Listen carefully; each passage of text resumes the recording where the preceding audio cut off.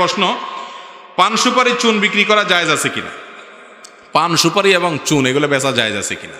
মৌলিক একটা নীতিমালা শুনেন, যেই জিনিসটা ক্ষতিকর মানুষের জন্য বা যে জিনিসটা খাওয়া গুনাহের কথা, সেটার বেচাটাও কি গুনাহ।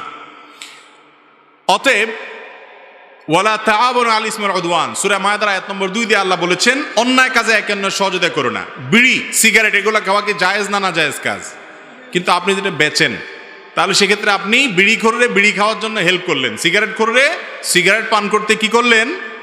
হেল্প করলেন, ধূমপান করতে হেল্প করলেন। তো হেল্প করার কারণে আপনার গুনাহ হবে, এগুলো করা যাবে না।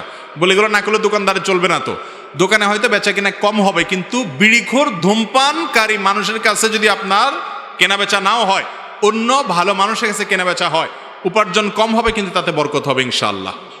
অল্পতে অনেক কল্যাণ দিবেন। অতএব হারামকে না করার মতো মানসিকতা থাকতে হবে।